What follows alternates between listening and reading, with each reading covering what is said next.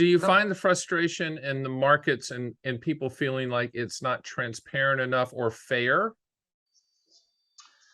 well, I don't feel any different now than I did 35 years ago when I entered the Okay. business. Um, you know, no, I think that I'm not getting that feeling that things are unfair, that people are saying they're unfair. They're just trying to figure it out. That's all. They're trying to figure it all out, and they just need a little bit of help figuring it out. And with a little bit of direction and guidance, which again, getting back to the Bogleheads, you can get it for free.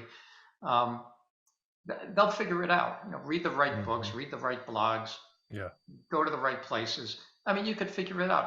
It's not hard, but it is a real source of frustration, um, anxiety for people because they're just getting so much conflicting advice.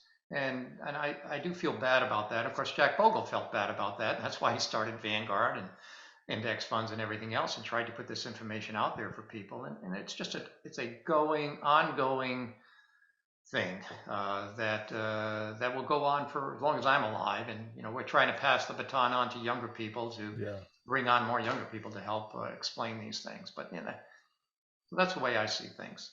Jack Bogle's legacy, he would laugh if he saw that. I mean, his legacy is so cemented and growing, but he would have never dreamt of this, of what you guys have taken.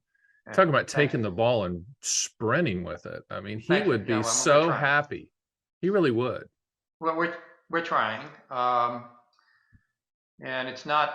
I mean, it's great. I mean, there's a lot of people who are volunteering, a lot of people who are helping. We're trying to start our Bogleheads Fire community. Financial independence, retire early, and we've got young people in that community that want to do something there. Good. So it's once you step into the church and you move up in the pews, when you're ready to join the choir, a lot of young people out there have a lot of great ideas on how to help spread the word. So that's part of what we're working on. It's a community. I mean, I think people are looking for that, especially in the investment world. Sometimes you feel like you're on an island and people are attacking your island trying to sell you something, and it's one of those things. But Yeah. one of the reasons I also wanted to have you on, obviously, is to pick your brain on what we just talked about. But you were just mentioned in an article about, and the title of the article jumped at me, and that's when I shot you an email. I was traveling. I was like, yeah, I'd like for you to comment on it.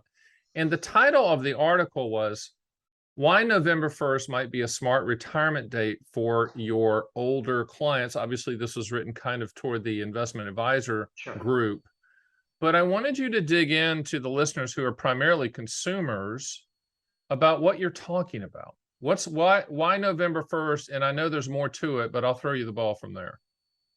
Okay. Well, thank you. I had a few clients where I was looking at their defined benefit plan, and here they've been accumulating money in an account, or the company has been putting money away for them. And only Hmm. maybe 15% of the companies out there have defined benefit plans now. So it's a narrow market. But they were looking at retiring early next year. And they sent me their information about what their benefit would be if they took a lump sum distribution Right. versus doing an annuity, versus Hmm. doing the pension. And my first question to them was, well, when does this lump sum value change? Because the company will revalue these lump sum distributions once a year. Normally, it happens in November, December of each year, where they use the current prevailing interest rates that are set by the IRS to do this, to determine what your lump sum is. So they take the annuity that you were going to be getting, and I'm not an expert on this, so I want to make that as a caveat. So let's say that you were going to get $1,500 a month as a pension. That may have been worth, I don't know, $300,000 as a lump sum in 2021. But in 2022, at the end of the year, going into 2023, you'll still get $1,500 a month. But if you take the lump sum, it's not worth 300,000 anymore. It's only worth 200,000. And Hmm. there's a switch. It changes. It just flips. And when does this thing flip from 300,000 to 200,000? It's Mhm. based on your plan document and when the assets are revalued.